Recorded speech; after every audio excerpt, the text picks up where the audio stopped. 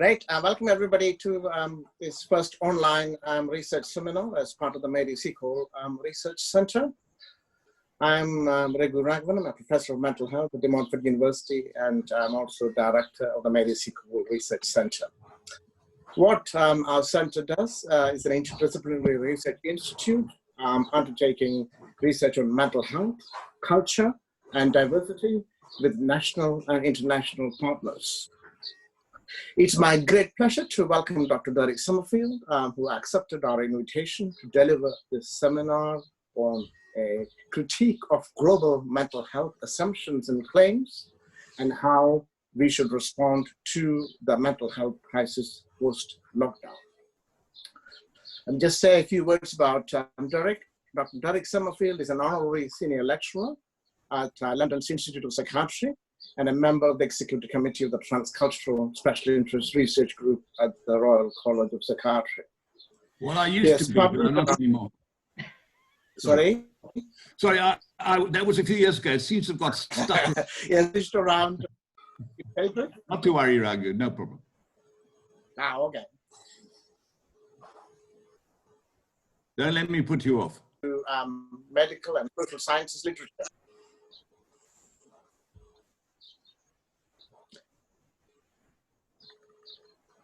With varies on the effects of war and atrocity and of displacement and asylum seeking in Nicaragua, Guatemala, and Bosnia and the UK. He has published extensively on the effects of torture as well as the effects of war-related violence on women and children. And he drew international attention with a series of publications questioning the existence of post-traumatic stress disorder, criticizing the medicalization of psychotherapy for trauma and exaggeration of mental illness statistics. Recently, he has argued that global mental health statistics should consider differing ethnocentric definitions. So Dr. Summerfield will actually talk for about 40 to 50 minutes, and there will be an opportunity to ask questions at the end. In Zoom, you have an opportunity to raise any comments through the chat icons there. So I welcome Dr. Summerfield to deliver this seminar session. Thank you, Derek. Thank you, Raghu. It's a pleasure to do this. Not quite as much pleasure as it would have been if I could have come to Leicester and delivered the talk and then gone and had one of your famous curries. But never mind, that'll be for another time, perhaps, a follow-up. Can you all hear me all right? Yes. Yeah. Yeah. Okay. Hi, Brian. Look, I'm going to... this will be in some ways a skeptical account. I'm going to give a kind of overview of, well, the rise of global mental health, but in a sense, first critiquing the rise of psychiatry and mental health as an aspect of Western cultures and as an aspect of identity. We may well end up with the COVID thing. I suspect that those listening there will have more to say about it than I do, but we'll certainly have time. I think we have up to an hour and a half. And I'll only speak about 45 minutes or 50 or so. Right. Well, what can we say? I would start with a question. I haven't got, this is not a written lecture. I will start with a question. Often when I lecture to medical students or to psychiatric trainees, I say to them, tell me, do you think that everyone in the world, whether he or she knows it or not, has a thing called mental health or ill health? So that sets things going. You know, do Cambodians, who have a quite different view of why they're on Earth and their sense of what an individual person is and all this, do they have a thing called mental health, even though they would never use language like that and would have a different set of constructs? Do we know better than that they have a thing called mental health or ill health? I think that if we ask that question of in the West, of our grandparents or great-grandparents, say, that generation, they might have a similar problem with the question. What do we see, what we witness in the 20th century, something momentous in 20th century culture, which is the decline of the explanatory powers of the church and of God, and the decline in the powers of the church to provide the vocabulary of distress, yeah, and the rise of a view of science and rationality, which in many respects was inimical to religion and certainly to the older beliefs that there were in Europe in the Middle Ages. And the rise of the valorization of science and reason. So we started to search for what might be called the science of mind. I personally think terms like science of mind are really an oxymoron. If we talk about the science of brain, yes, the great issue we have in psychiatry and in mental health generally, those medicalized bits of it, is that we don't have an organ to speak to, do we? Unlike cardiac and kidney and all those sort of people, other branches of medicine. Psychiatry does not have an organ. It does have an organ when it's involved in organic psychiatry. That is the psychiatric complications of a physical illness. I spent 16 years as an HIV, as a consultant psychiatrist here in South London, Maudsley, amongst other things, in HIV. And people presenting with acute brain inflammation from HIV, that is definitely an illness. That's a disease. And there's an organ you can deal with. But 95% of psychiatry and psychology and the broader mental health field is dealing with something else, isn't it? Something called mind, this emergent property of brain. The science of mind is a problematic concept, as much for the philosophers as for us. I'm not quite sure that we should use terms like science of mind, but certainly what in the Middle Ages people saw as, for example, morally shocking events that caused great suffering to people, in the 20th century gradually came to be recast within the no longer morally shocking, but the morally neutral rise of psychology and trauma studies and that sort of thing. And alongside it, the rise of an expressive and individually minded personhood in the West. All healing systems in all parts of the world rest on a definition of a person, whether that is made explicit or not, all. And ours certainly is like that.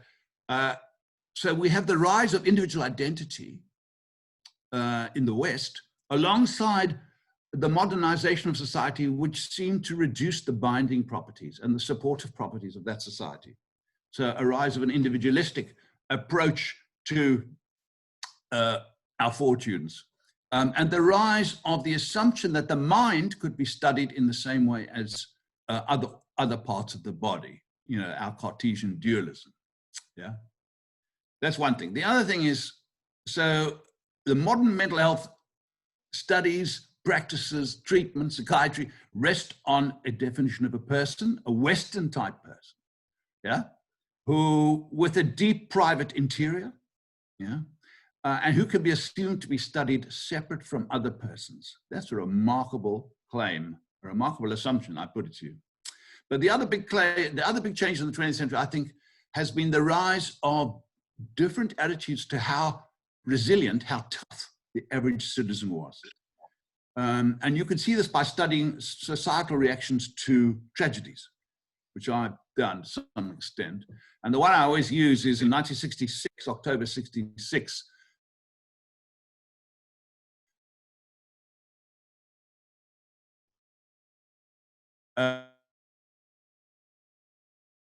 and drowned about 120 children and 28.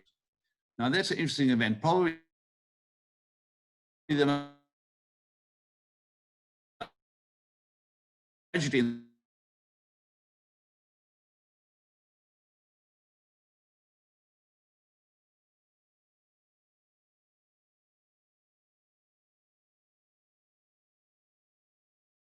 stress disorder forever, something that became very common and which I fought for Oxfam in the Bosnian War. I persuaded Oxfam not to go down that sort of road. And the newspaper accounts emphasized the resilience of the Abafan village people and surrounding villages. No one suggested that in some way these kids, no one was playing down the tragedy, but no one was suggesting that these kids, the survivors, some of whom had lost siblings, were going to be different in the future, or that some special different attention should be paid to them. No one. Can you imagine the same thing happening today? And we see that how wars have become medicalized and psychologized. And these days, you know, if there's an instance of violence in a school, the educational authority pulls in a team of counselors the next day, without presumably any definitive conclusion ever being reached that the resources of the parents, the pupils, and the teachers might not be sufficient for the school to manage it. So that's what we've done. We've in a way, industrialized these sorts of responses. Yeah, that's one thing. So in short, so far, we're talking about the decline of religion and other forms of explaining adversity, the rise of an individualized identity within the West, the rise of psychology and psychiatry in the mental health fields, and the gradual shift to the idea that the average person, even as recently as 1966, as I said, who could be characterized by being more or less fairly resilient, that was a general assumption, to the idea these days that actually the average person can be defined much more in terms of resilience. That is a momentous cultural shift, momentous. Whether there's any justification for that is quite another matter, is it not? I'm interested to hear that, you know, some lecturers I know at various universities complain to me that, you know, 20% of their students are said to be depressed and in counseling, and that as lecturers, they're not supposed to stress the students too much. One lecturer said to me, I thought the whole point of universities was to stress students, to see what could be produced. So we're in a very different, intensely psychologized time where, you know, talk about mental health is very much part of things. And of course, in relation to COVID, it's arisen. Before I move on, just one last thing about that. One way you can track the rise of a psychologized version of people and of their futures is to look at how often newspapers use certain words. And one researcher studied, I think, 6 words for their frequency in the newspapers, the main newspapers in Britain, from the 60s. And those words were words like stress, depression, counseling, self-esteem, and 1 or 2 others. What one found, for example, a word like self-esteem was not mentioned once by any British newspaper in the 60s, in the year studied in the 60s, not once. And what you saw was that there was a smattering of occasional mentions in the 60s and early 70s of those 4 or 5 words. But with every decade since, they grew exponentially. And of course, now they mentioned thousands and thousands of times every year by any newspaper. So you see the rise of a psychologized discourse to capture events and to capture people and what's going on. This is all I'm saying in the West, yeah.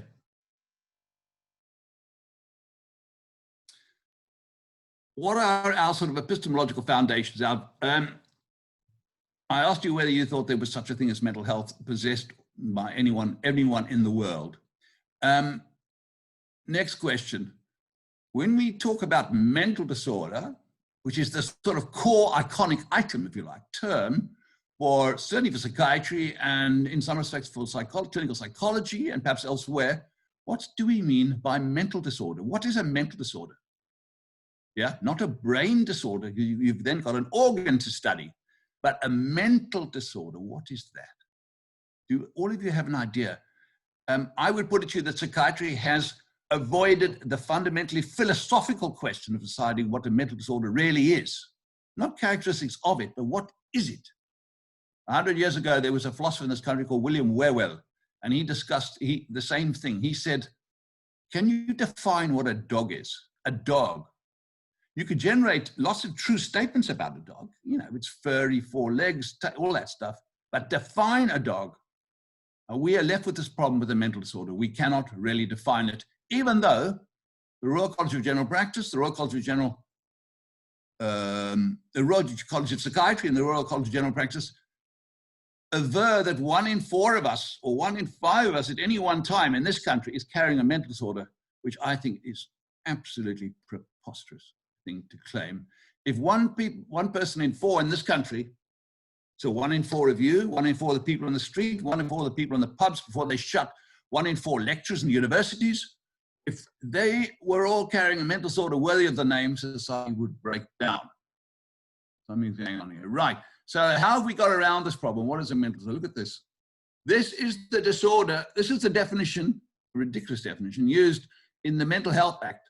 This is, in other words, the criterion by which someone can be detained in hospital against their will. Yeah? Any comments on that? The definition of mental disorder in the Mental Health Act 2007 is any disorder of disability, any disorder or disability of mind. Any comment on what that is from any of you? Do unmute and tell me what you think of that definition of mental disorder. Anyone want to do that? Can you hear me? What is that? What would you have? What's the problem there?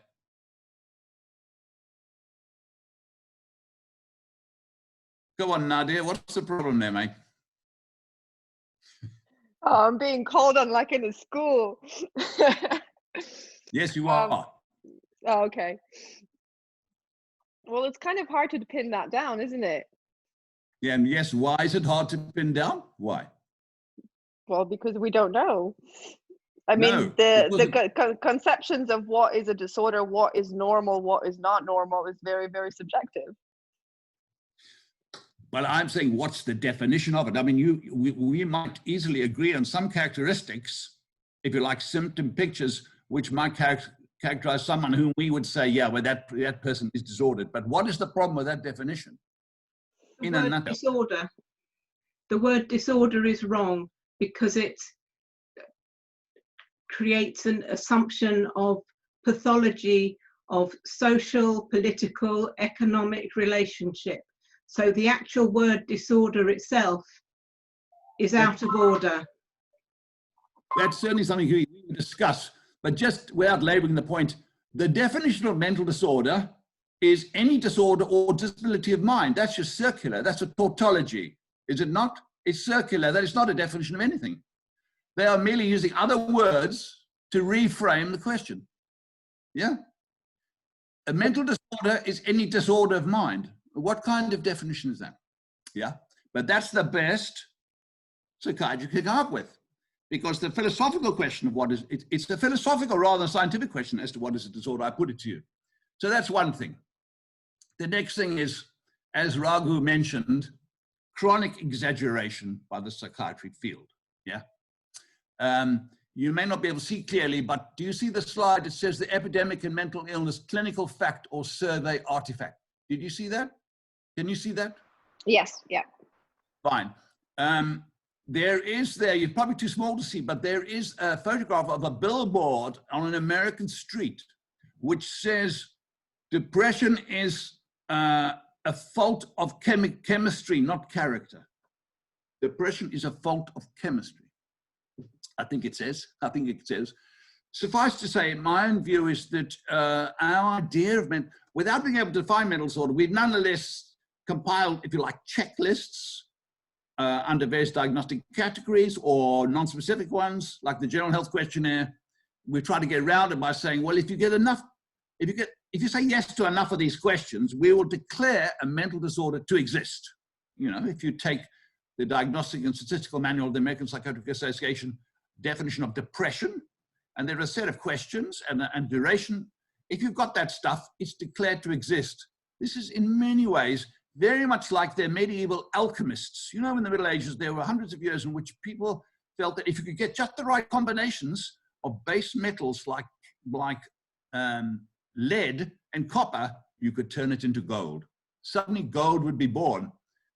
This is the way that psychiatric categories are born. Yeah. And I do think there's a great deal of exaggeration because they've used quantitative checklists to try and capture. And if you've got, say, 6 ticks, then you score. This is ridiculous. Quantitative scores cannot get at something as slippery as people in the, the ambiguities of their lives, in the ambiguities of mental states that we all carry around and alter between every day. So there's a kind of exaggeration. Right, this one. What is the answer to this question? Do you think mental health problems are very rare, or, as the experts appear to aver, mental health problems affect 1 in 4 people? Yeah. Obviously, from what I've indicated already, I'm suggesting that mental health problems worthy of the name, but again, what do we mean by mental health problems? Is that someone feeling upset? Is that a mental health problem? Someone feeling anxious and stressed. Clearly, our field has expanded to take on these things.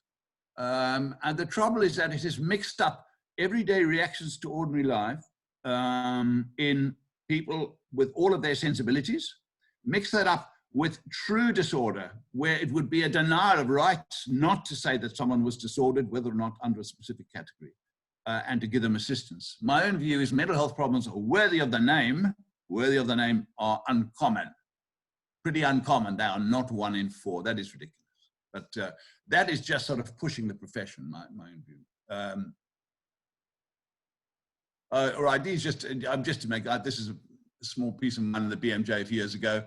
Alongside that, you see, and I just put, you know, I'm not negative about all of this, but I just said these are the kind of high points. In the newspapers, you see many of these things. Children need counseling, 40,000. These are children, some of these children are on antidepressants. Yeah. I'm just saying, this is new. No one was thinking like this at the time of the Aberfan disaster in 1966, for better or worse. Yeah. Right, what's the next one there? What's going on here now?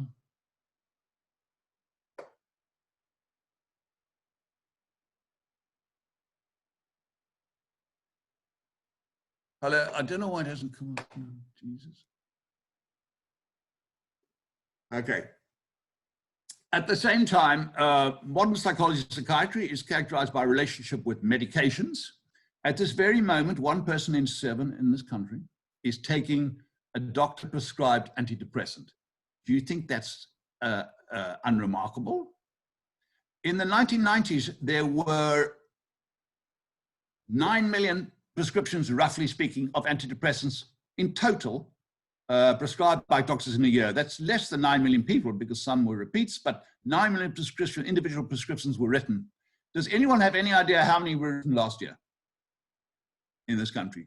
With essentially the same population, but 20 years later. It's gone from 9 million to, anyone want to have a guess? Not. Yeah. Oh God, I was gonna say double that, but probably a lot more. There's a guess from Paul, 25 million. No, over 70 million. Last year, over 70 million prescriptions were written for antidepressants in this country. Not for people in hospital. I mean, yeah, these, and mostly by GPs, of course, not only by psychiatric services. 70 million. So to go from 9 million, something is happening. Something is happening, isn't it? We see the rise of the medicalization of everyday life, I put it to you, of which I would query the efficacy of this. The rise, medicalizing situations which were not previously medicalized. In fact, the evidence base for antidepressants is a lot slimmer than you think it is, a lot slimmer. They have not specific sedative properties. But for 1 in 7 of the US population and 1 in 7 of the UK population to be taking antidepressant often for many, many months is an extraordinary cultural development. I put it to you, it's a cultural development.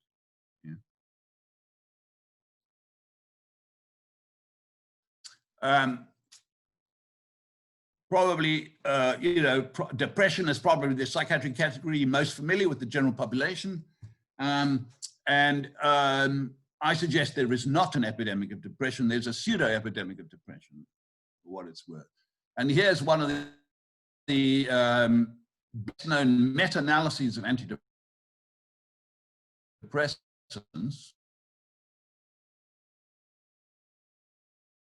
Antidepressants and placebo were better than nothing, but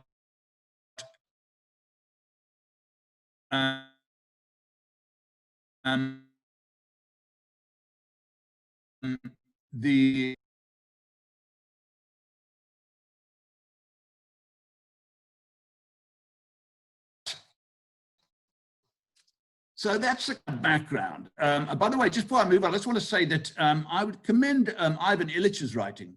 He talked about in the 70s a kind of cultural iatrogenesis. That's why his word attached to the idea that driven by the, you know, by the worldwide medical industry and psychiatric industry, we would begin to think of ourselves as more in need of assistance and less individual and less robust and independent than we previously had done. And he felt that this would position us poorly as a culture for the trials ahead. And I think that remains as compelling argument now as it did in the 70s. But let's go abroad now. Let's go abroad. I have to confess, I'm going to give you a rather critical view of global mental health. In the last few years, influential and well-backed movements for global mental health, some of them coming out of Harvard or coming out of the National Institute of Mental Health in the US, have been seeking to export, if you like, the products of the Western mental health industry to other parts of the world. And what they're exporting, of course, is a Western psychiatric canon, and the assumption of psychology and all of that, and of the underlying person that goes with it. In other words, they are maintaining that whilst there are various cultures and ways of seeing the world that are colorfully on exhibit around the world, you can scrape away those differences because they're merely packaging. And inside, there's a standard psychobiological individual, yeah? And that the local understandings and idioms of distress of one cultural group or another can be scratched away as irrelevant. They are the bathwater around the baby. I think this could not be more wrong. Yeah. In other words, they have come to assume, the dominant height of the professions have come to assume that only one kind of psychiatry, whilst there may well be ethno-psychiatries abroad, other local, and I'm going to describe some to you, in part from my own country, Zimbabwe. At the end of the day, those ethno-psychiatry are only locally relevant, and only one kind of psychiatry is universally relevant, and surprise, surprise, that is ours. I put it to you that this form of imperialism doesn't do any of us any good. To my mind, there is no one definitive psychology, no one definitive psychiatry, none. Yeah? If you wanted a general definition of psychology, how about this one? Psychology is the expression of the background intelligibility, comprising a system of thought and practice based on the day-to-day behavior and points of view of a particular group. Psychology is the expression of a background intelligibility, so you don't always have to think about it, yeah?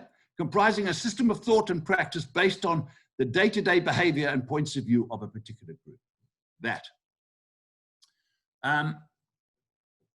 Leading the way in the globalization of Western mental health has been the movement for global mental health, who had a series of definitive papers published in The Lancet in 2007. Let's look at those. Let's look at those. Here they are. These were the three main claims.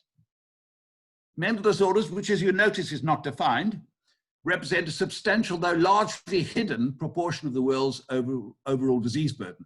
As I said, since many parts of the world, people would not recognize anything we called mental health in that form, and might not even recognize mental ill health in the forms we describe.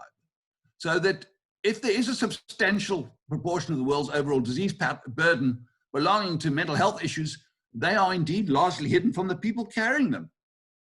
Number two, that 30% of the global population, can you imagine? This is the World Health Organization saying that 30% of the global population in any 1 year will develop some form of mental disorder. Someone who I'd commend to you, Professor David Ingleby, who wrote Critical Psychiatry in the 1970s, emailed me after this saying, if anyone believes that 30% of the global population will develop some sort of mental disorder, they must be living on another planet, or he is. And I'd buy that. And that thirdly, that there's strong evidence for scaling up mental health services worldwide. What they mean is marketing Western mental health services worldwide. That's what it means. It doesn't mean supporting local forms of understanding and practice that buttress people in time-honored ways against adversity in various parts of the world, and I'll describe some. It just means, no, we can scale up our own stuff, sell it abroad, yeah? It's good for the natives. Really, really. Yeah. This is one of my attempts to critique these particular claims. This was in the BMJ in 2008. Anybody wants it, I can send it to you. One of the studies I cite is that a study of refugee mental health, which suddenly became a considerable burgeoning of publications on refugee mental health, and I indeed was at that time involved also in this at the Medical Foundation for Victims of Torture in London. Someone at Harvard did a survey of the best available, like took 200 papers written about refugee mental health, obviously in Western journals. In at least 80%, if not more, of those studies, the Western criteria were used exclusively. And there was not even a nod in the direction of local understandings to capture what might be mental ill health or its equivalent in that culture. If, in other words, it failed a test of validity. If you want to study foreign peoples, some people abroad, you must use a methodology which captures the nature of reality for them. The nature of reality, that's the key phrase, yeah? Since virtually all these studies did not capture the nature of reality, I think that those 200 studies in Western academic journals should be thrown out the window. They worsen uses, they're harmful, they may distract people, they may distort resource allocation. Throw them out the window.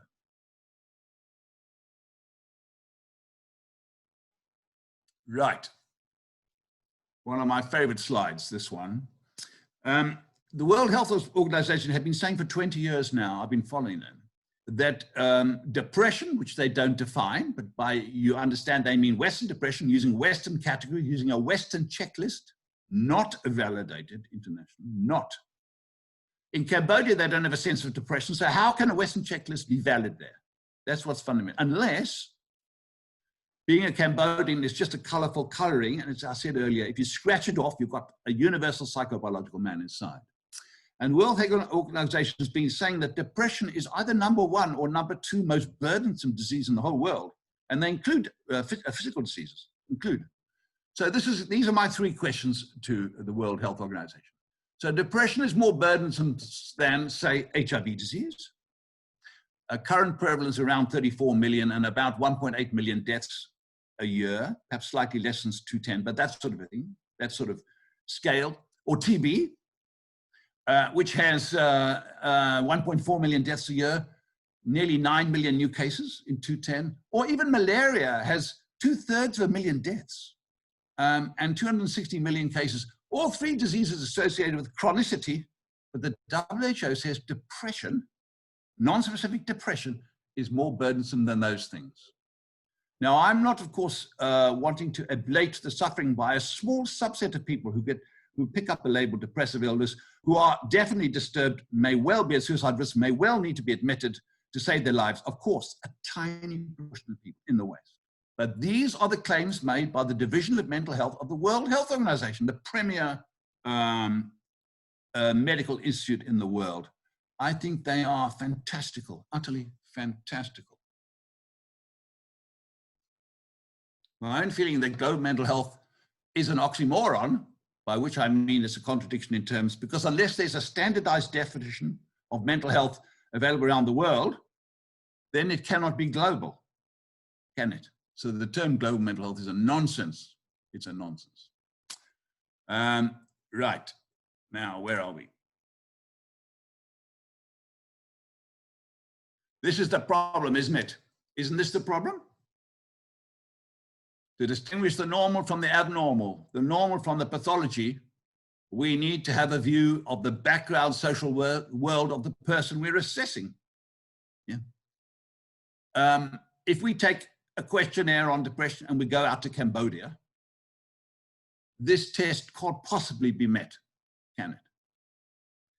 What would capture a Cambodian equivalence of breakdown of some kind or other, with non-physical breakdown, would have to be framed around their own background coordinates, surely. And what is and is not adaptive in their social worlds? How can that be determined here? To me, this is an absolutely fundamental question. And just to show you how preposterous it gets, here, you don't have to read them yourself, but just to show you, these are World Health Organization so-called global burdens of mental diseases around the world. They assume that all the categories are Western, all. And you can, for example, WHO has the amazing effrontery to say that they can give you a figure for the prevalence of panic disorder in Zimbabwe or Cambodia. How extraordinary, how extraordinary. This is, this is non-knowledge. This is actually ridiculous. This says something about the globalization of the West to all parts of the world, the way the missionaries used to do in Africa.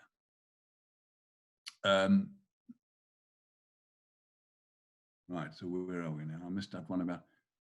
Okay, so here's what I'm asserting. Western psychiatry is as culture-bound as any other ethno-psychiatry, yeah? And that the classification systems are Western cultural documents par excellence. There cannot be, therefore, any such thing as depression as a unitary, universally valid pathological entity requiring medical attention. There cannot be. There will be local forms of disorder and breakdown, of course. In Zimbabwe, for example, it's interesting that one of the leaders in the global mental health people, a guy called Vikram Patel, who's an Indian psychiatrist, he went to somewhere like Zimbabwe, my own country, and surveyed, and he was initially interested in cultural idioms like kifungisisu, which means thinking too much. This is a local category. It's not seen as medical. The solution is more likely to be collective than individual, but it obviously describes people who are going through some sort of difficult time, some sort of stress. They are thinking too much. And you can see the evolution that at the end of his researches, he suddenly decided, well, I mean, it'd be so much more convenient if we just assumed that this is the same as Western depression. So thinking too much has turned into Western depression. A few years ago, I had to see a woman called Precious from Zimbabwe who had been referred up for depression by the CMHT. I was then in an HIV service at the Maudsley. She, consider this, she was 21 years old. She was over here, I think probably an expired student visa. No cultural resources in Britain for her, on the whole it seemed. Had a child, but no male support. The child might have also been HIV positive. Was pregnant with another child. Was living in a rat-infected flat above a Kentucky Fried Chicken in Streatham High Road, South London. Yeah, none of which would make you too cheerful, whether that's depression, none of which would make you too cheerful. And who told me, and of course I knew, the British government had refused her asylum claim and were about to deport her back to Zimbabwe, where at that time, there were no HIV services. So to lose her asylum claim was to die, to go back to die. And that was a time when the life expectancy in Britain in Zimbabwe had dropped below 40 across society. So, I mean, none of that would exactly cheer you up as a predicament. And she's referred up with depression. So she comes in, she sits there, and I say to her, tell me, what's the trouble, Precious?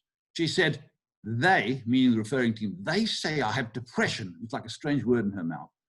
But I keep saying, well, why do they refer me to a mental team? So in that sense, she disowned the specific diagnosis of depression and the fact that she should be seen by a mental team.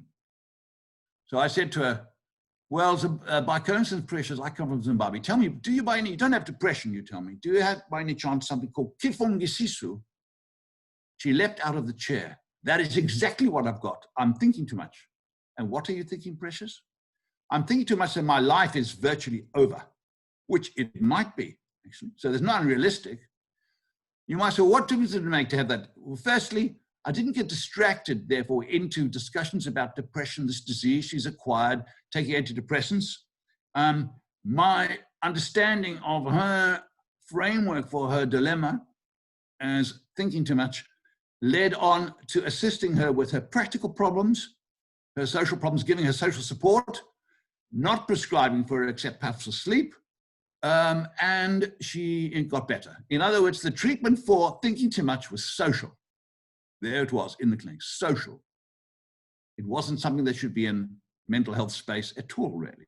Certainly not in Britain. So one sees that over and over again. I showed this yesterday to Nadia and Raghu. Slam News. Can you see this? This was the sort of screensaver for a subset of the Maudsley Hospital. SLAM stands for South London Maudsley.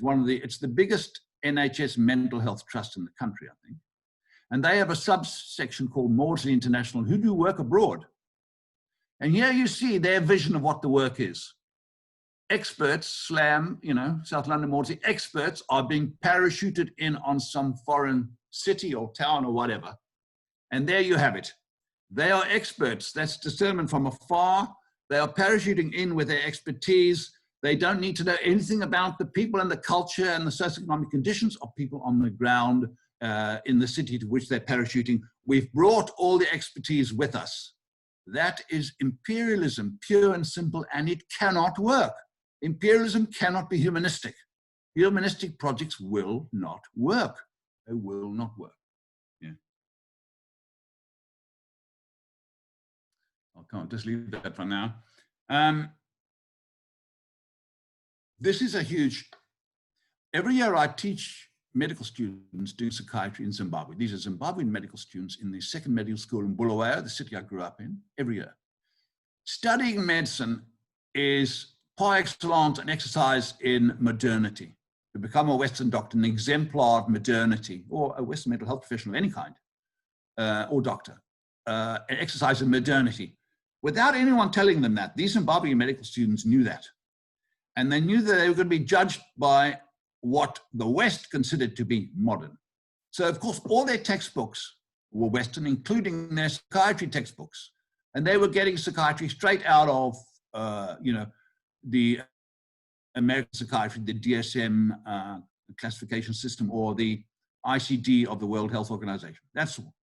So that's what they got. And I sought to counter this in many ways, at least to bring up other questions. So one day a medical student says to me, they had to go and clerk patients in the asylum and present them to me and to another lecturer.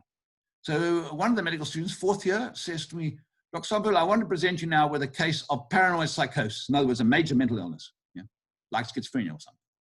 Paranoid psychosis. I said, really fine, that's fine. Why is it paranoid psychosis? Because the patient has a central paranoid delusion which he keeps repeating. So it is the main symptom. Fine. I said, and what is it? The patient keeps repeating throughout the interview, my ancestors want me to suffer. They want me to suffer. Now in Zimbabwe and in many parts of Africa, and indeed other parts of the world, departed ancestors are held still to have some spiritual connection with their descendants, and in extremis, even to send their descendants adversity because they're not happy with how their descendants are living. In other words, this is Africa's externalizing attributional system. And at the same time, of course, bad spells, spirits, external threatening spirits may be sent to do harm. These things are still widely believed, even by educated professionals in Zimbabwe and other parts of the world, in part alongside their Westernization in other parts. So this medical student knows that she has to turn it into the patient's problem into something Western, because that's how you become a doctor. The patient is saying over and over again, my ancestors want me to suffer.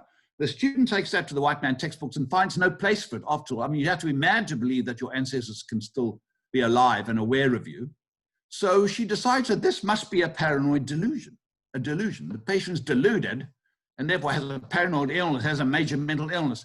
So you see how lack of validity and an imperialistic view takes an expression which is intelligible in Zimbabwe, intelligible and often widely held, into a piece of mental pathology. It turns it into pathology on our terms. This is the problem. This is the problem. I don't.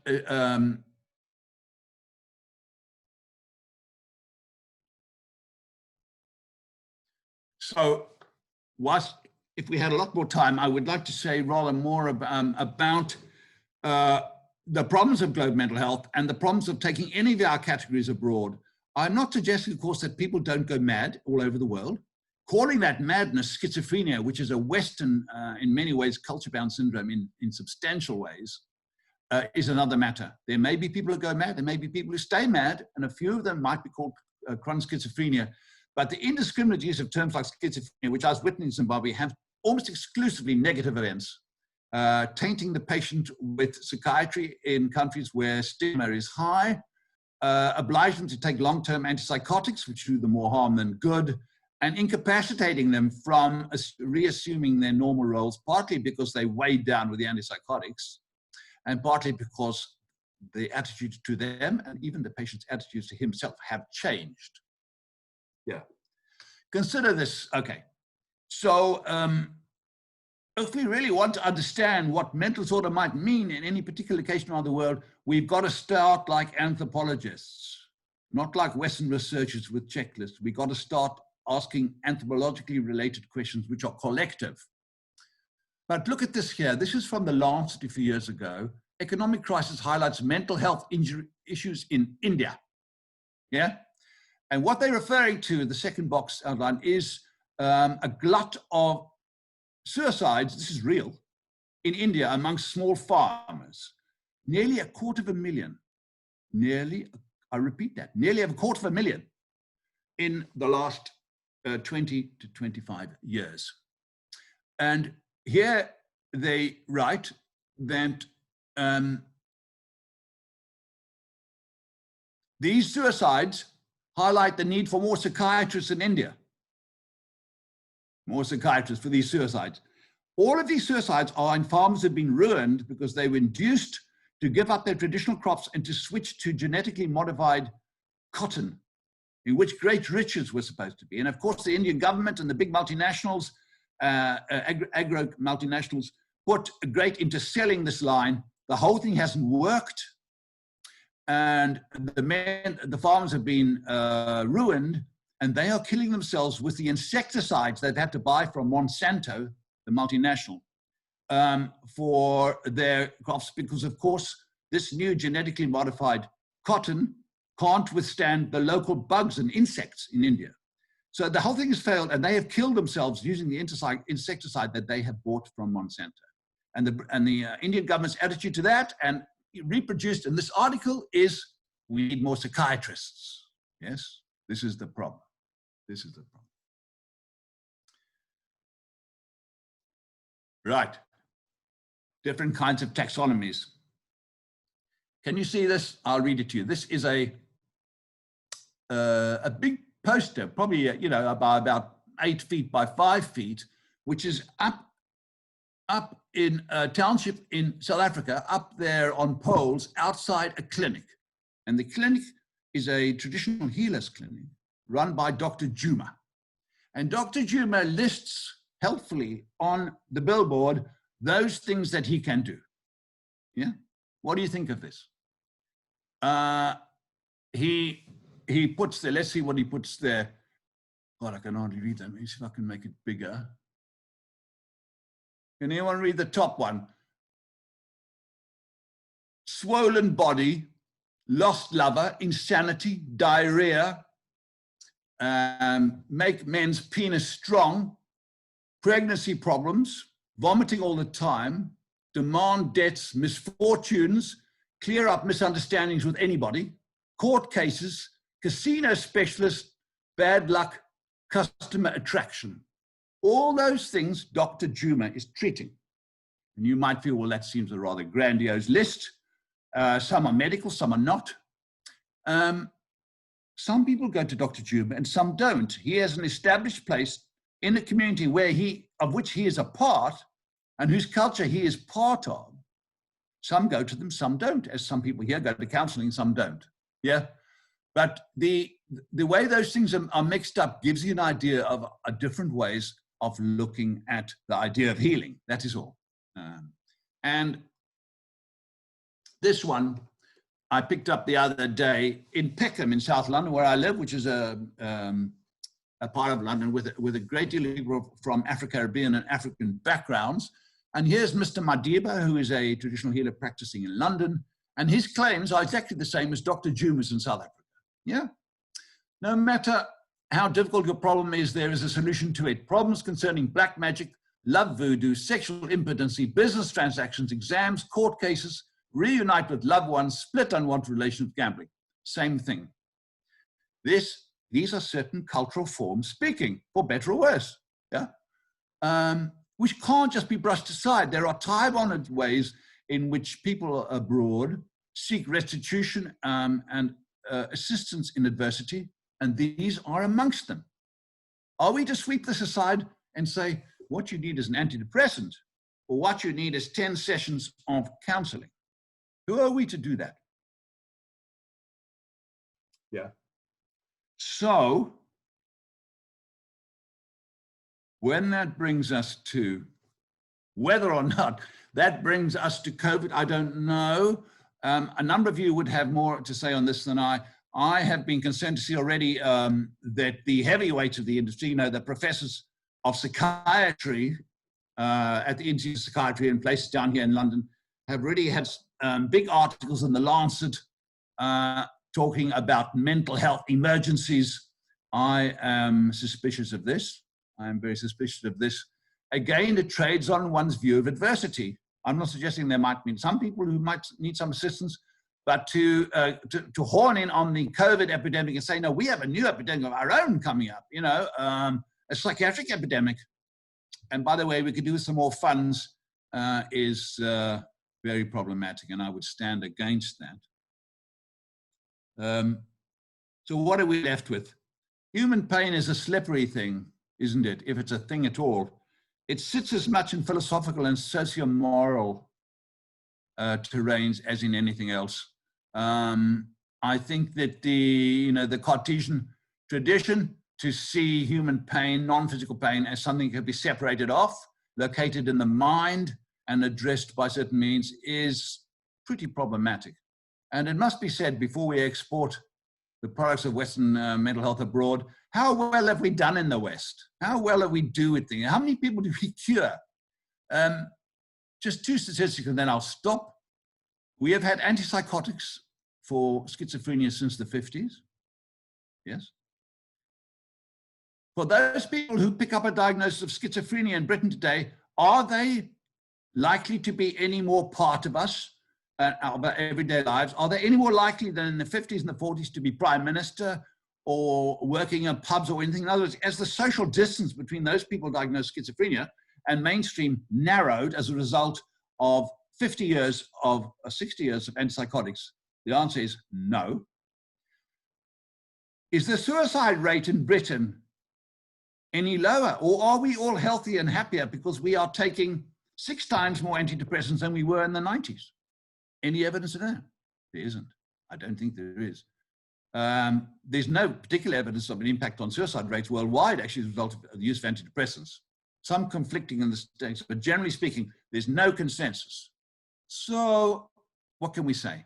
You know, clearly there are other issues around counseling and the rise of talk therapies. We could get on, but that anyway is and I don't know what role they will play in the recovery from COVID. I suggest to you the most pervasive damage that COVID will cause to people's well-being is, of course, going to be economic. And I'm not sure that there's going to be much point going to see a counselor about those things, but we'll come on to that. Right, maybe at that point I'll stop, Raghu. Shall I?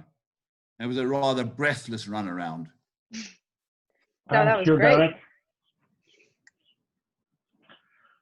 Right, thank you, Derek. What now? We will open now to questions. Can you hear me? There was some rich discussion in the chat as well as you were talking. So maybe we can take the slide down. Yeah, we can, yeah. How do you do that?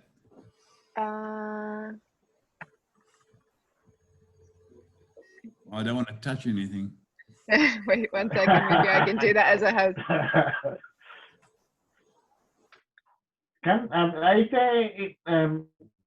Nadia, if they actually unmute, they can actually ask questions, couldn't they? There we go. Yes. So if you would like to ask questions, do unmute. I mean, there's been some chat discussion as well. So if you want to rephrase your comments or your questions to Derek at this time, that would be great. Can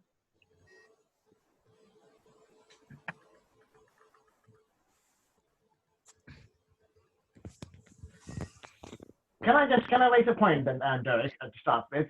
You mentioned about the kind of how we done well in the West. Obviously, we haven't done well in the West because obviously there is no clear consensus evidence about the well-being perspective. So does this actually call for a new definition of mental health and well-being? Give me one, Raghu. Yes, it probably does. You give me one. I suspect you've got one.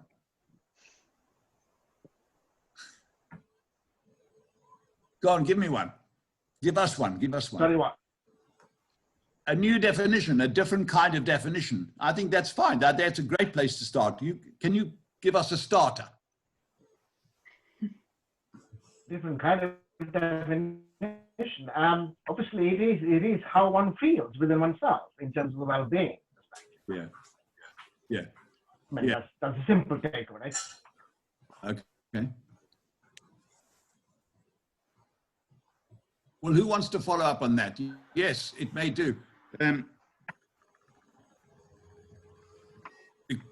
Clearly, traditional psychiatry and psychology carries an idiom of pathology and of psychological deficit. It might be possible to have definitions that in a way are societally grounded and more socially grounded, collectively grounded, which do not have at their heart an idiom of pathology. That's all I would say.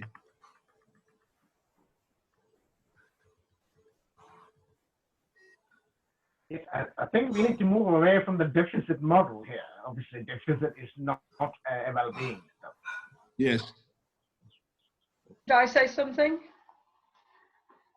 Absolutely. Yeah. I think that no one can be understood outside their social context. Wherever it is, they have to be seen within the context in which they live and the language in which they speak. And all of that determines the kind of person and how they understand what the difficulties might be in their own society. Yep.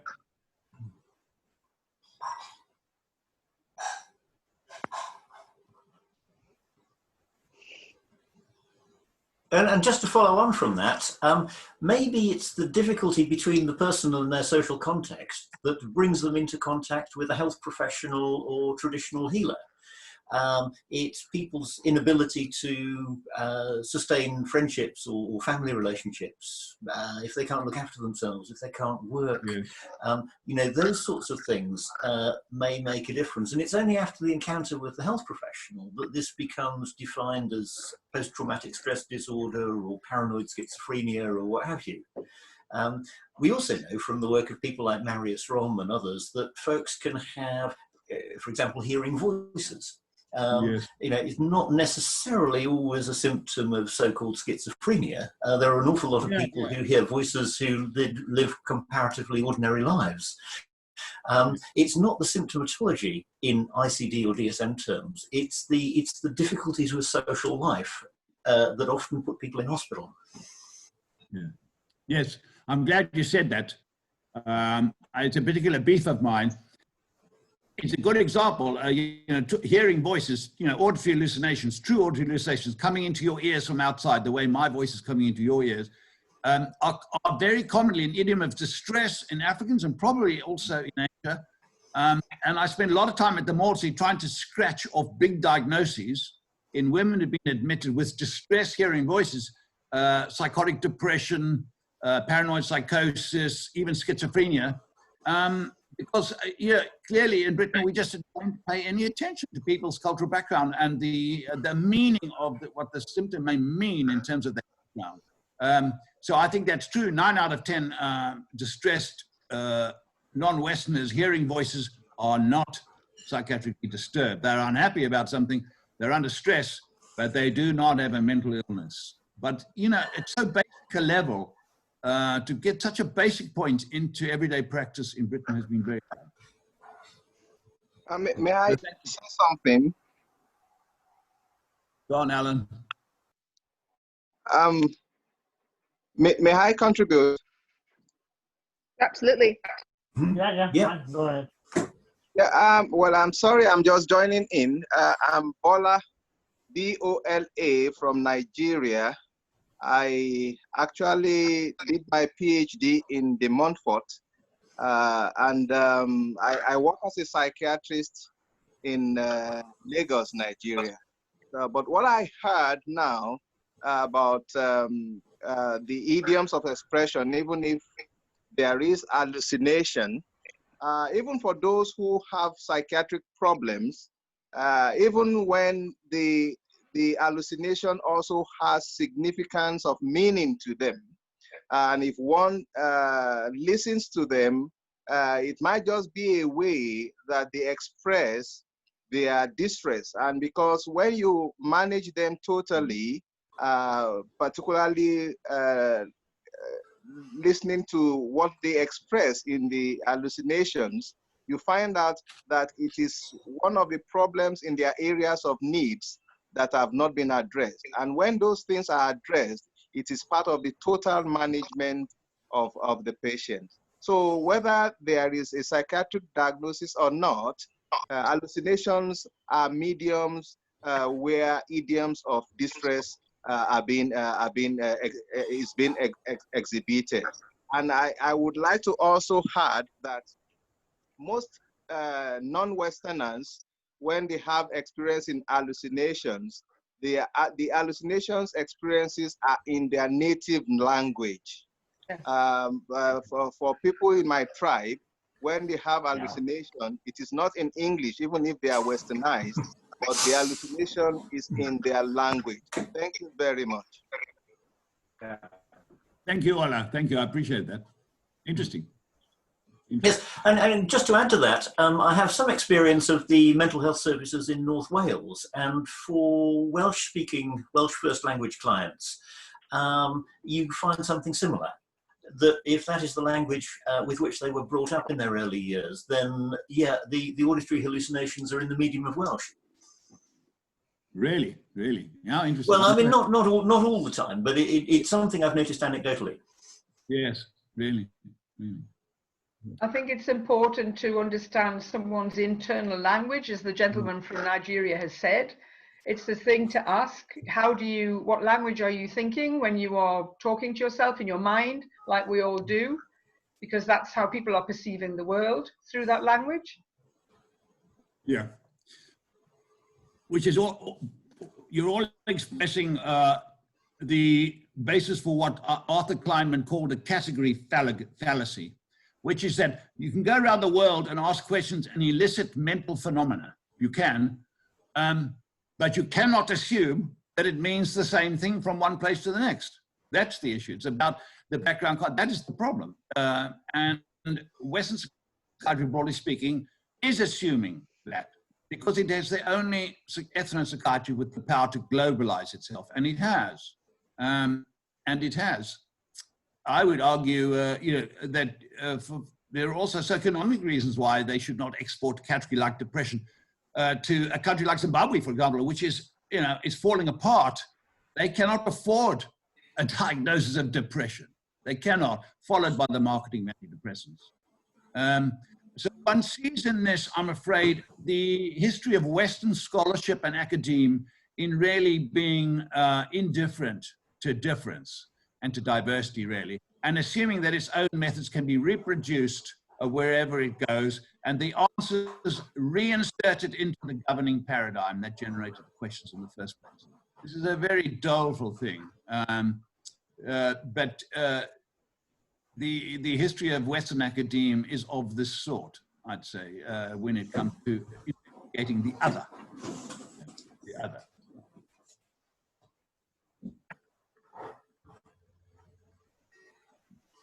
I got a question. Yeah, go on, Alan.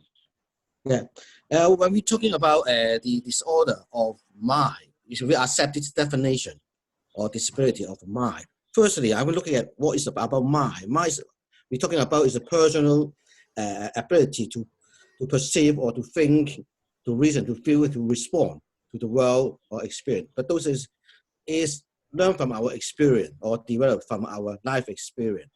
But when we're talking about the disorder, so what means disorder is something not in order. And when we're talking about order, this is now a social control, a social norm. So which means someone thinking in the way, not in this social norm or different way. So we say this is disorder.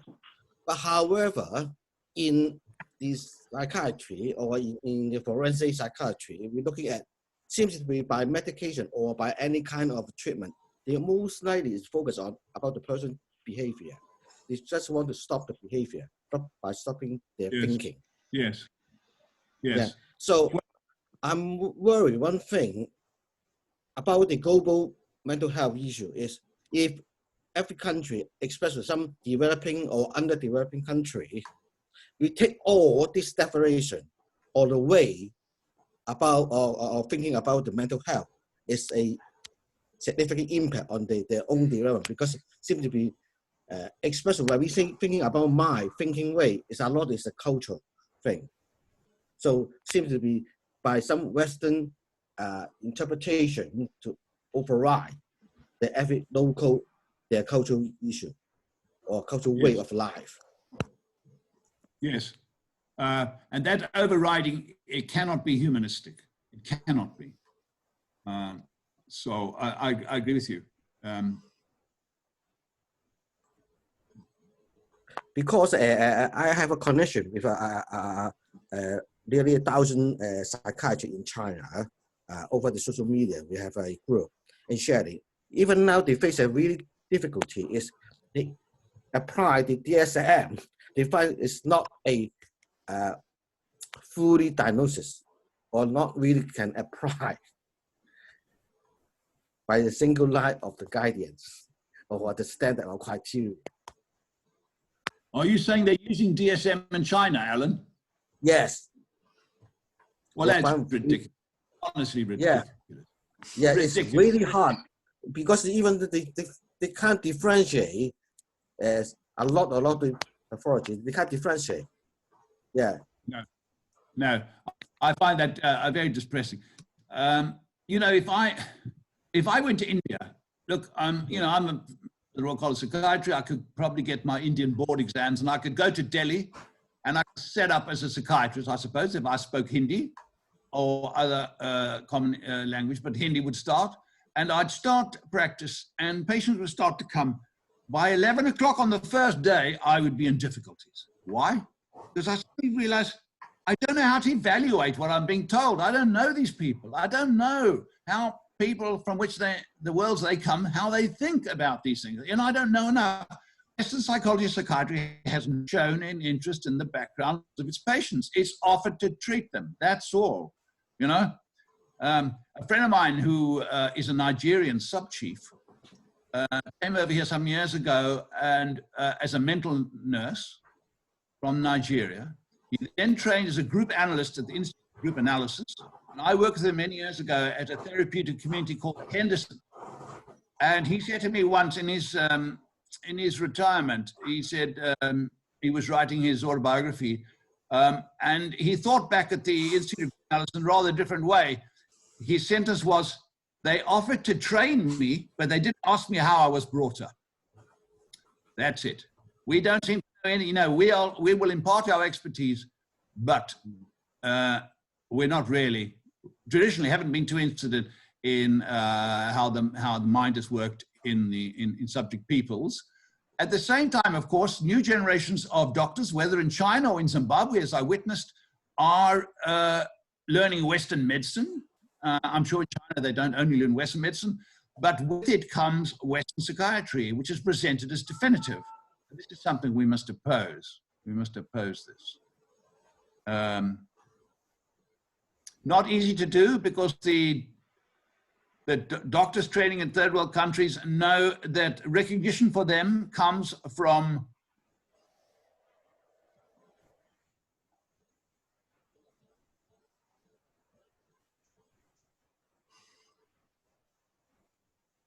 in the poorer parts of the world. I don't know what we can do about it.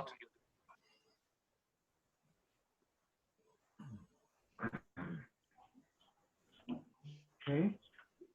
Can I ask a question? And it's more of a curiosity on sort of your position on universality versus relativism or cultural relativism, and particularly around mental health disorders and human psyche.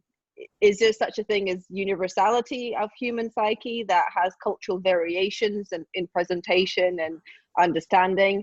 Or is it fundamentally culturally embedded disorders and psychologies that we need to kind of understand specifically within that context without any sort of ground to universality? Yes. Well, I mean, one must assume universal themes in the way people think and feel. I mean, you know, the way that they love their children. I mean, there are a lot of stuff like this, if you like.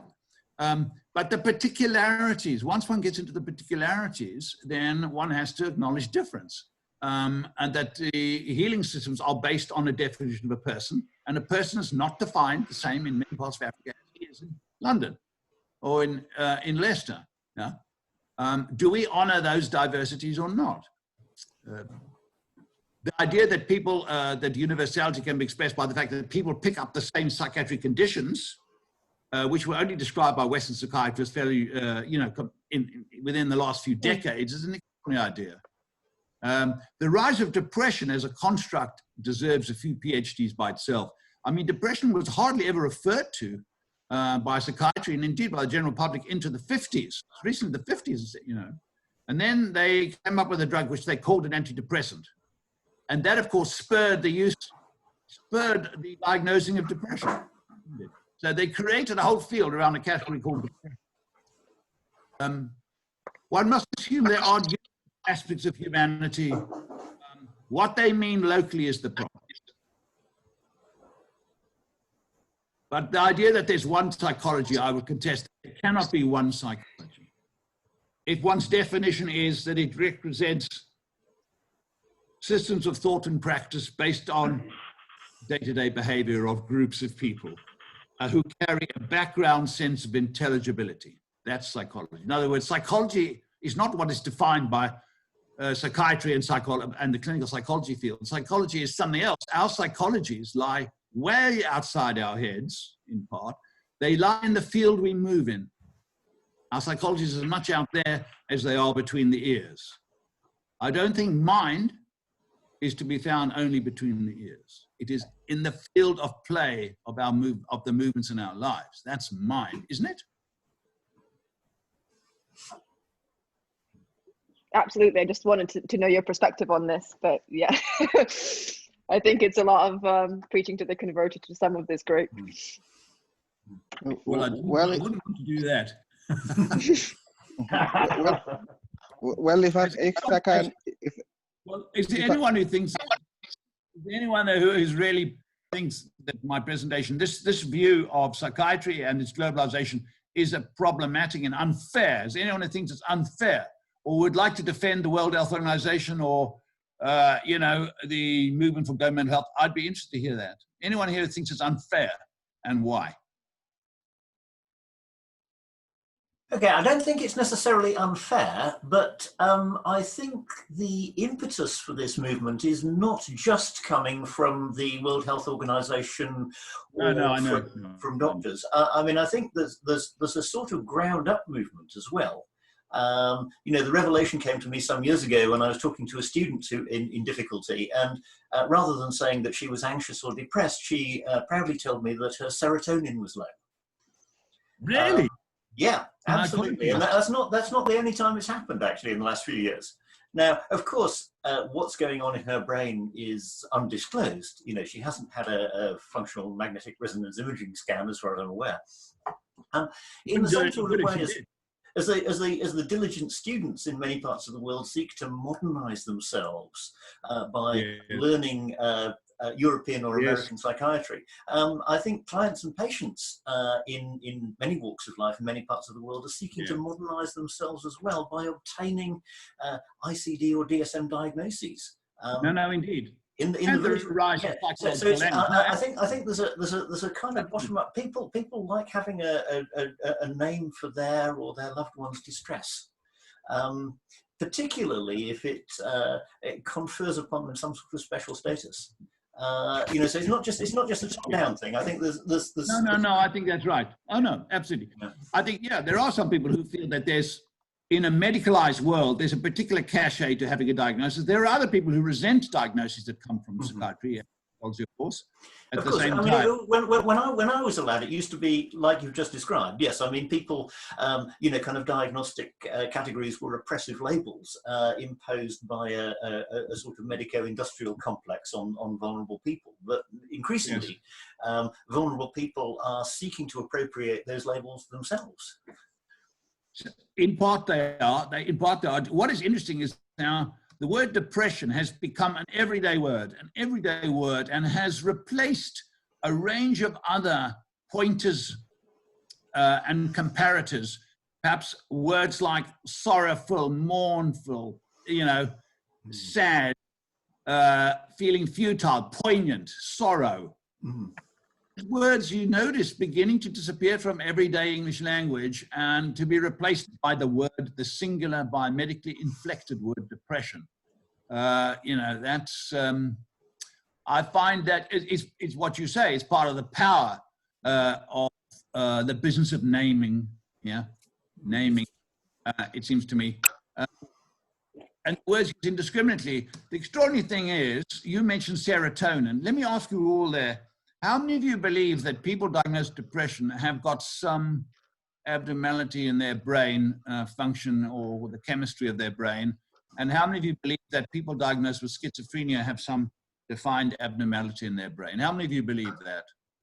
Anyone who believes that? No. No. You mean you believe it not to be true? Is that what you're telling me? Yeah. Yeah. Yeah, it's been extraordinarily difficult to find reliable biomarkers in psychiatry.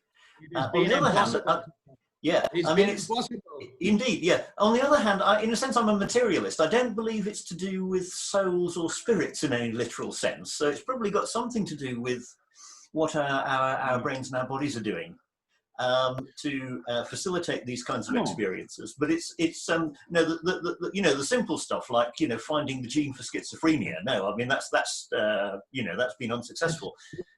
It actually means it's very difficult for me to be a social constructionist, because if something could become true just because people believe in it and throw loads of money at it, we probably would have biomarkers in psychiatry, but we don't.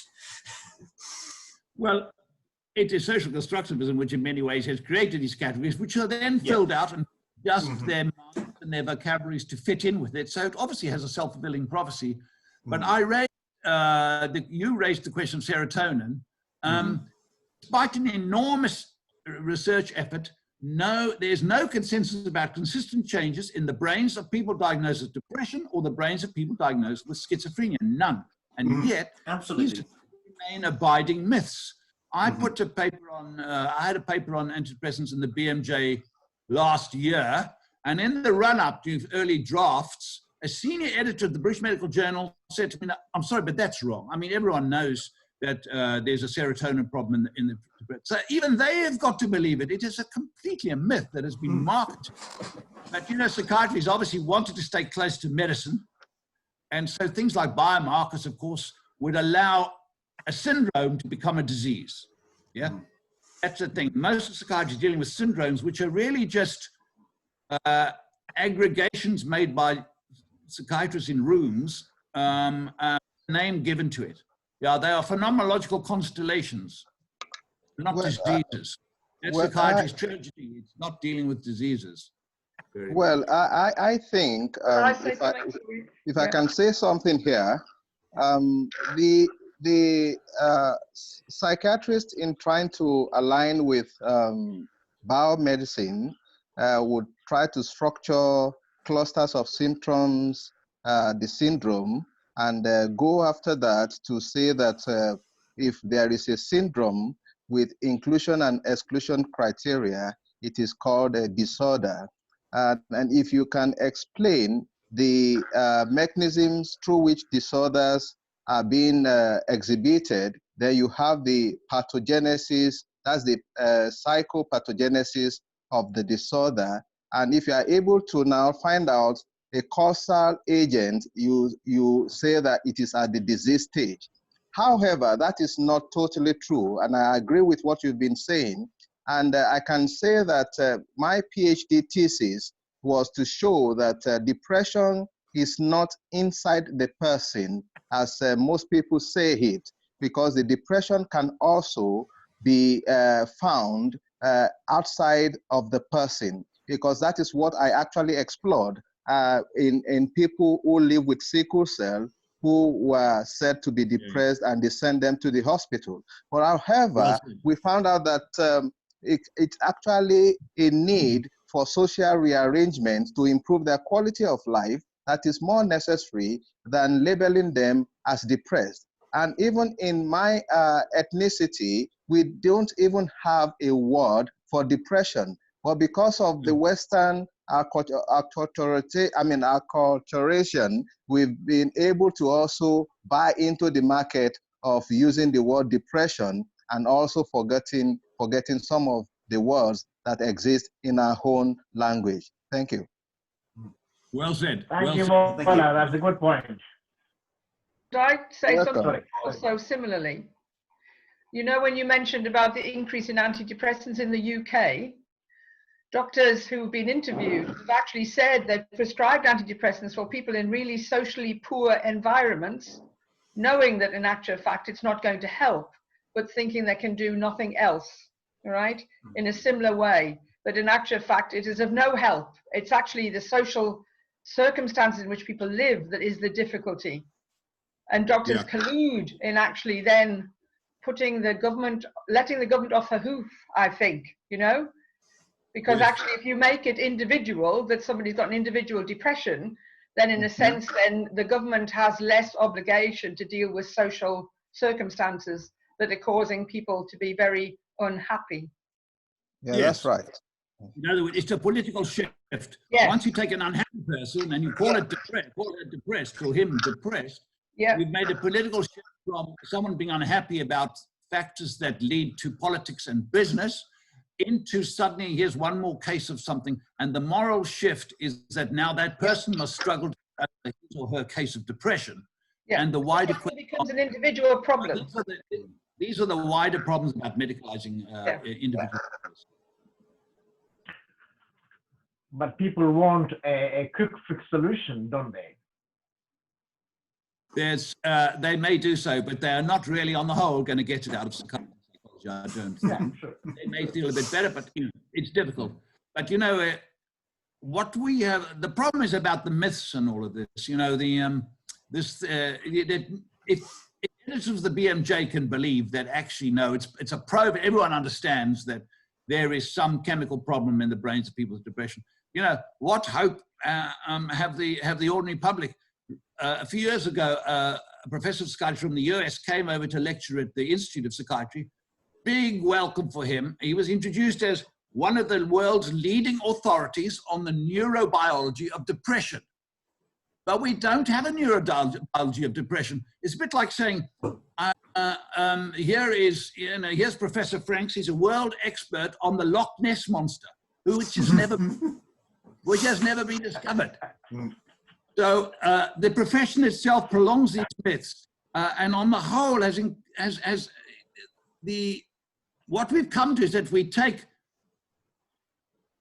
phenomenological aggregates, which are syndromes, and they are treated as if they are diseases, disease categories, for which you could have a prevalence, you know, a prevalence figure like TB. You could say, you know, 4 people in every 10,000 in a certain country have got TB.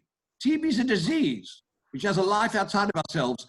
To say that 4 people in 10 have a condition called depression is a nonsense. 4 people in 10 may have been diagnosed with it, but that's another matter. So I think a lot of the time there is a tendency to exaggeration and self-aggrandizement within the mental health field, who seem quite comfortable taking services to Cambodia and to North Africa and to Nigeria and everywhere else. I find it disappointing, and I think must be opposed and critiqued, which a number of us have tried to do. Okay. But I'd like to hear, Raghu, I think the professor should say something. I'm fully converted with the view, Derek. No, I fully agree with most of the stuff. Obviously, we are most interested in the cultural construction of mental health, cultural and social construction of mental health and well-being. I'm not in the business of actually labeling anybody as mentally ill. Yeah. Yes, of course. Yeah. So yeah. So it's can I any further questions? I'm conscious of time, and we're having a great time in debating this topic. Hi, Bola. Long time no see. So, and any further questions or comments? I'm happy to go on for maybe another 5-10 minutes. Any other questions or points?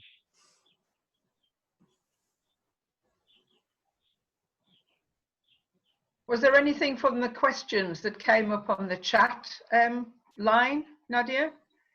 Let me just check. A few people make contributions, particularly around global mental health and the role of psychiatrists and using of DSM guidelines. So Alan contributed that question already. They were talking about the mental health gap and cultural validity of the mental health gap, particularly around different contexts. Armenia has made some comments. I don't know if she's still online.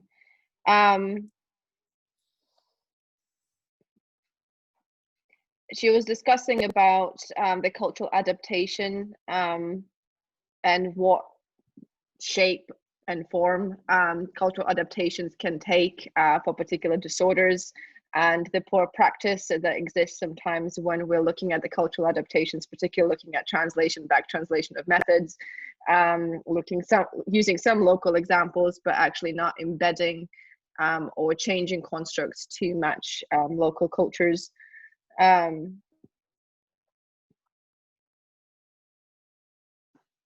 Okay.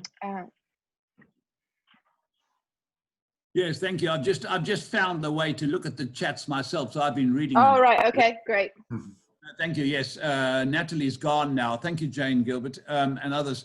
Yeah, Armenia has written very, very dangerous. What do you think she means by that?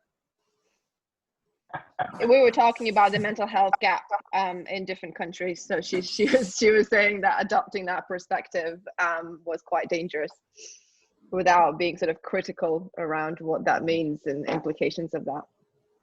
Yes. I mean, you know, I've mentioned obviously traditional healers in Zimbabwe, but I have a lot of contacts with grassroots movements over the years in India.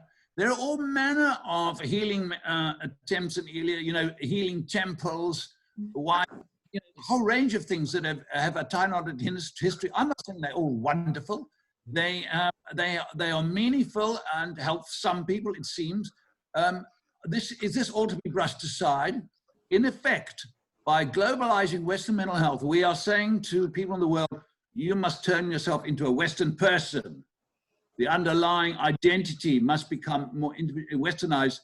On what basis do we do that? On what basis possibly could that be of an advantage to them? You know, one of the most egregious cases I saw, it actually was Pakistan, not India. Do you remember about 12 years ago, there was a terrible earthquake in mountainous parts of Pakistan. It came again during school hours, and about 30,000 children were crushed to death or something. So whole areas were devastated. The World Health Organization sent a mental health mission, staffed by Pakistani psychiatrists, Western trained psychiatrists, of course. The local people at a time where it was getting cold now, and they were still, many of them, in tents. So there was tremendous needs for social reconstruction and aid after this earthquake. And in amongst any of that was going on was this mental health team of Pakistani psychiatrists. I read an account of what they were doing.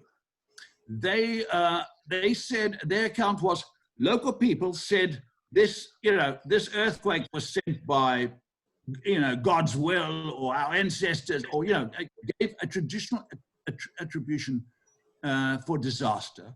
And we're being told by the Pakistani psychiatrists, no, you mustn't blame karma and your ancestors. This is a natural event, So in the moment of this crisis and the destruction of the social order in these earthquake-ridden regions, they're being told by the experts that they must think in a completely different way, as a different kind of person, that these are not events that require extra explanation because they are naturalistic. On what basis do we have the right to do this?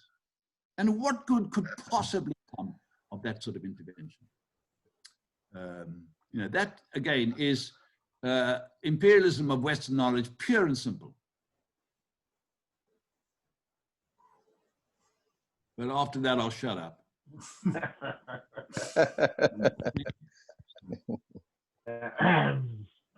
Well, if I can just say something about this label depression. There was a patient who visited my clinic, and when we got talking, I found out that she lost her daughter when this daughter was during the process of childbirth, and she's been physically abused by her husband as well. So when this daughter died, the husband told her that, well, this your daughter that comes to separate us is no longer there, then I can continue to abuse you. So however, she had all the Western symptoms of depression. But when I quizzed her further, she related a dream where she found out that the daughter visited her and told her that, Mommy, don't just be sad. I'm happy where I am.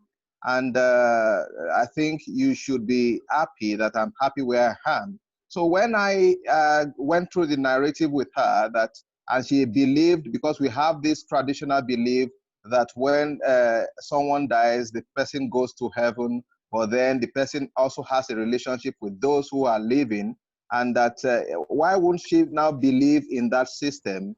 And when she looked up and said, well, I think, doctor, you made a point. She has come to me and told me that she's happy where she is, and that if I am happy, she would also be happier. And I can tell you that that woman had no drug, no SSRI from me, and she became totally well. She ended up visiting the clinic. She only sends me text messages. So that's something to show that it's not only about serotonin. Thank you. Thank you, Bola. Can I just say lastly, I could give you my email, or Raghu or Nadia have my email. If anyone wants some papers which backups or whatever, some parts of how we've spent this last hour and a half, just email me and I'll send them straight back to you. When we publish this on the MSRC website, I think we can provide some references to your papers as well, so people can source them as well if you'll be happy with that. Yeah, great. Fine. Maybe I don't know whether we can actually also host this under our May Health website too. You can try and check.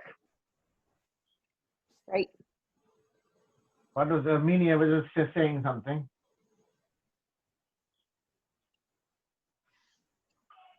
Armenia, something before, but I don't think it worked even. You hear me? Yes. Okay. I think it's gone. I was talking before about the MJ gap. So it's gone. But just thank you so much for your very interesting talk. I heard it many times, and it's always a pleasure. And I wrote an email because I am leading a project on collaboration between traditional healers and faith-based healer and mental health professional, touching on some of the topics we were discussing before around attitudes towards the rejection of faith-based healing. And the project is in Ghana and in Indonesia. So I'll be in touch. It would be lovely to have your thoughts about this. Now, obviously, it's in standby as most of our projects. But thank you so much for your thoughts on the topic. Well, I'd be interested to hear about that. Can I just say one more thing? Ola, are you still there? Are you? Yeah. Ola? Yeah. Well, I'm still here. Ola. Yeah. Can I tell you a Nigerian story? Yes. A few years ago, I was asked to assess a Nigerian woman who had had an HIV brain infection. So, I mean, she'd been very ill and had probably been left with some degree of brain damage. True, organic brain damage. Okay. They wanted me to assess her because they wanted to put her in a home. Anyway, they wanted me to assess her, second opinion. So I went over to see this woman. She certainly had some evidence of brain damage in that she had, she was very shaky on her feet. She had what we call ataxia because her cerebellum had been affected. So that she had physical signs that she'd had, an event akin to a stroke. if you like. So she definitely had that. But the other thing was she had an extremely imperious manner, like she was a queen, slightly grandiose, very dismissive of us, you know, very confident about what she said. And the question was, I was just puzzling about what her demeanor and her affect amounted to, whether this was some evidence of frontal lobe damage, that, you know, she was this sort of slightly grandiose, this sort of queen preening about. Well, I was just discussing that a couple of the junior doctors in training had witnessed me interviewing her, psychiatrists, and one of them was Nigerian. Okay. And he died afterwards and said, Dr. Summerfield, can I just have a word with you about that patient? As you know, she's Nigerian as I am, and I come from the same area as Nigeria, as she does. And we witnessed there about her sort of rather slightly grandiose, pushing people around, being very peremptory, you know, and dismissive. He said to me, all the women in my region are like that. He said they were, you know, in my region, they're very tough women. And so it was almost like, to some extent, I mean, I tell it whimsically, it was even organic, what might have been organic features could be subject to interpretation and overlay. That is true. That is true. You're right. Because, you know, culture has a way of having some kind of pathoplastic effects on the presentation of symptoms. And so if you don't have that knowledge or the awareness or you are not culturally competent in that respect, you might be labeling her wrongly. Yes, yes. Yeah.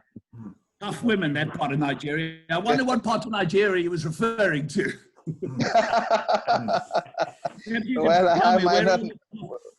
Where all the tough Well, I women think some who are quite expressive and vocal are from the eastern part of Nigeria, and some also are from the mid-western part of Nigeria. Right. I'll check on that. Yeah, please. Thanks, Ola. Right. You're welcome. Right. So, can I then now, are there any other critical points, any other things that you can email to Derek? We'll try and host this on as many platforms as possible in terms of its visibility and to create further discussions around it. But are there any further questions or comments from the group?